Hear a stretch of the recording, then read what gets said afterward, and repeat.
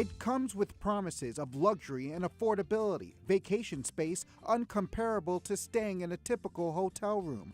But many who own timeshares deal with maintenance fee cost with no end. I've pretty much resigned myself to the fact that I'll be paying maintenance until I die.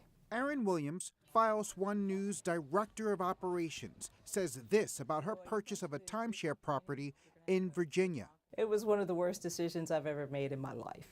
Join the VSA Resorts Vacation Ownership family. Williams purchased a timeshare at the Atrium Resorts in Virginia Beach for $9,400 in September of 1997. The one-page contract also stated she would be responsible for an annual maintenance fee, but those fees began to increase and have continued to rise.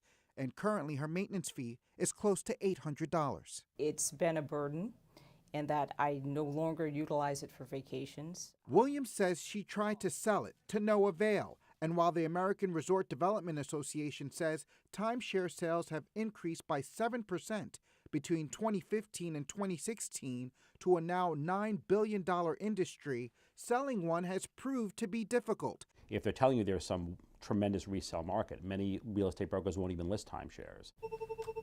And over a period of several weeks, Williams received a number of solicitations from the Mutual Release Corporation, the corporation promising to end timeshare owners' long-term contracts or negotiate buyouts to rid of unwanted properties. We partner with a legal team. What you see here is an undercover camera capturing a Mutual Release Corporation seminar at a Westchester County hotel back in late February. If your consumer rights have been violated, if you've been the victim of fraud and timeshare sales pitch, and it's been in the last 5 years, our legal team will be on that. A sales manager speaking for over an hour, warning of timeshare scams and frauds, promising to threaten legal and class action suits against development agencies who refuse to negotiate. And that's why there's groups like ourselves that are paid by the associations and things like that. They have to send us out, and we kind of fight for you. Aggressive sales pitches and fear-mongering to get timeshare owners to engage their services. In Williams' case, she was told $90,000 over 30 years, and after 30 years, it's not like that just stops.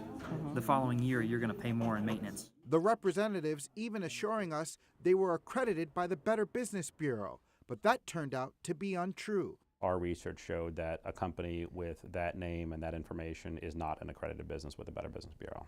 Brian Rauer is the general counsel with the Better Business Bureau of Metropolitan New York. You know what's interesting is it's an industry where there are certainly legitimate actors within the industry, but it's also fraught with a lot of scammers that prey on people. The Better Business Bureau says over the last 3 years, they've received some 89 complaints of timeshare scams. And listen to this, between December 2016 and April 2018, over $100,000 were lost in fraudulent timeshare schemes. Believe it or not, the Better Business Bureau of Metropolitan New York says travel and vacation scams are one of the biggest complaints they receive. In fact, here at the Tarrytown offices, staff field dozens upon dozens of calls every week when it comes to timeshare scams. We've seen a fair number of complaints in this area, and they sometimes come up with different names. The American Resort Development Association offering these helpful exit process tips. First, know what you own, including desirability, cost of ownership, and restrictions. Second, get assistance from a licensed reseller or advertiser. Third, consult your resort, HOA, or the management company to see what kind of programs they have in place for owners who want to exit.